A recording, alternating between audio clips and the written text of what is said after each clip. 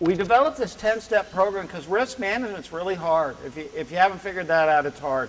And what most people do is they don't do it, okay? Because it's too hard to do. So we don't expect you to remember all 10 of these steps or any of that. Just try to remember a few things if you can, you'll be better off. And the first thing that Jay just went through was that your financial health should dictate something about whether you really can take on a risk. We're going to figure out what risk is right for you. The first thing to understand in risk management, risk preferences, there isn't a wrong answer. Have you ever known that sort of kind of nutty person or maybe even stupid person that has the craziest ideas and they're rich because they tried some crazy idea but they got lucky? It wasn't because they were smart, they just got lucky. Okay, I raised pineapples, or I raised, on my reservation, and I happened to grow them the warmest year on record, and I got this bumper crop of pineapples, and it's just nobody else would have tried it. That doesn't make that person brilliant. It doesn't make them wrong either. That's the neat thing about risk management. If you win or lose, doesn't tell you whether you're right or wrong, does it? People can win doing something really stupid or foolish because they got lucky, or people could do just the right thing and get really unlucky. Okay? Now, you can ask yourself, are you a risk taker? I always like this. If that were me, I would never surf again. Or are you this kind of person, or you're ready for a rainy day anytime? Now, the thing about risk trade-offs that are important is there's an upside, that taking a greater risk leads to greater wealth. But there's a downside. If you take greater risk, your income goes up and down more, okay? So we need to figure out which kind of person you are because it dictates the kind of business you should be in or how you should run your business, okay? Now, I'll give you a statistic. There's men and women in this audience. This is a true study. If you take two people and they're even in every aspect, their salaries are the same, their personalities are the same, everything except risk management, a man and a woman, the man will be richer at the end of his life than the woman will. You know that? Even if they had the same salaries. Can anybody guess why? Men take more risks. Men take more risks. So during your lifetime, when you take your money, men are more likely to buy that mountain cabin or, do things that require risk, and so women will have less money because women take less risk typically. Okay? So does that make sense to people? Okay? Now that's not always true. Some women take lots more risk than some men and so forth. But as a generality, men take more risk. I always like to say this. If you're a couple and you run a business, one really nice thing would be if you're different. Like and it doesn't have to be the man who likes to take risks and the woman doesn't. But if you're different, it's nice to be that way because then you can kind of talk it through. And, the risk advocator saying, let's do it, let's take the risk. And the other person saying, no, I don't think we ought to do it, And it makes you talk it through and maybe make a better decision. You see what I'm saying? Okay? So it turns out that it'd be really nice if there was some way to measure risk. And there is, okay? And the reason is that measurement of risk is going to determine how you run your business and how much wealth you get. The more risk you're willing to take on, the more wealthy you're going to be during your lifetime. Just a fact, okay?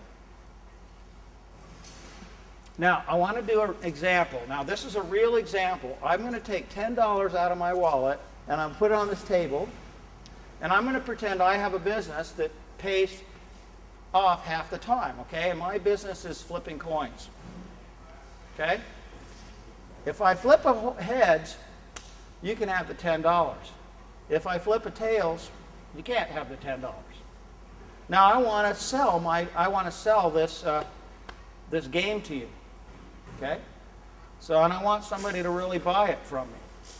Now, the first thing I want to do is somebody has to really pay me, and if you don't have the money now, you can give it to me later, but I really want to do this. I want to play this game. I'm going to flip this coin. It's the head. I'm going to give you the $10. Okay? Who would pay me $1 to play this game? Anybody?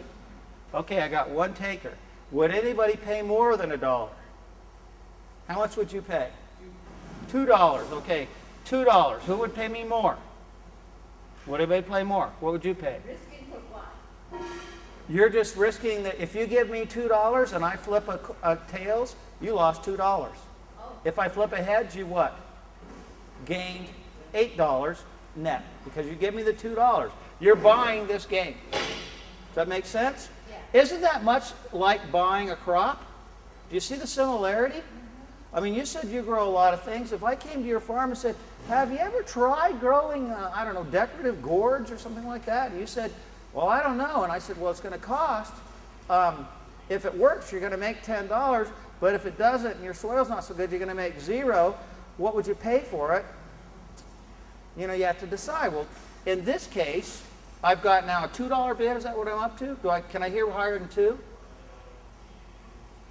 $2 all you're going to pay me? What are you going to pay? $3? Will it go higher?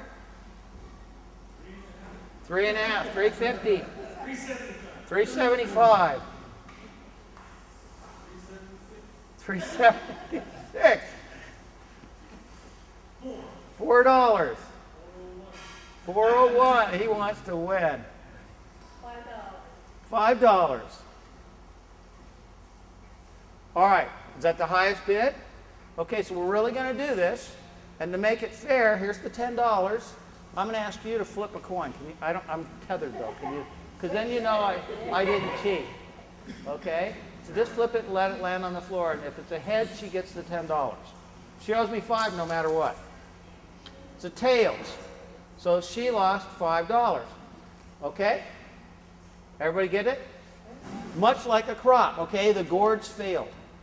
You paid $5 for the gourds, but they failed. But now in this case, you have an opportunity to guess at what this game was worth. What is this game worth? If I repeated it 1,000 times, what on average am I going to pay out? 10. And half the time I'm going to pay $10, and what's the other half? 10. I'm going to pay $0. Does that make sense? So if I pay half the time 0 and half the time 10, what's my average? 5. Is that making sense? Okay? Everybody with me on that? So, in other words, if I went out and played this game and tried to sell it on every, say, reservation in America, and every group I went to, I tried to sell my game, on average, I expect to spend how much? $5, right? Half the time I lose the $10, and half the time I don't lose the $10. So it was worth $5. So when you offered $5, you are what would be called risk neutral. You're paying exactly what it was worth. So if somebody said to you, would you like to grow gourds, and you knew that I had a half a chance they would make money and a half a chance they would lose money, then you would be willing to pay no more than $5 to try the gourds. Is everybody getting that, what I'm saying? This is a measure of how risk averse you are. That example is risk neutral.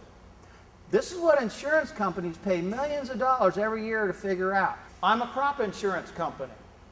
Okay? So you know that gourds can make $10 or lose $0, but let's say you can't invest that low. You got to invest at least $10,000. You know, you just, well, I don't, boy, now $10,000 versus $0, I really can't pay. Equivalent to her, you would have paid $5,000. I really can't risk $5,000. My wife would kill me if I lose, right? Okay?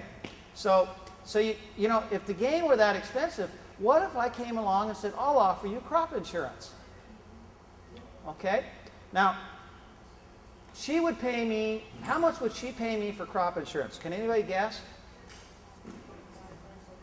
$0. Why? Because you were willing to pay exactly what it was worth. But as an insurance company, you offered me $350 earlier, okay? It was worth $5. If an insurance company is going to spend $5 on average, but you're only willing to pay $350, what you're telling me is I'll lose $1.50 in order to avoid the chance of losing $10,000, $10. Everybody get what I'm saying? The difference between what you expect to make and what you're willing to pay is called a risk premium. People pay to avoid risk.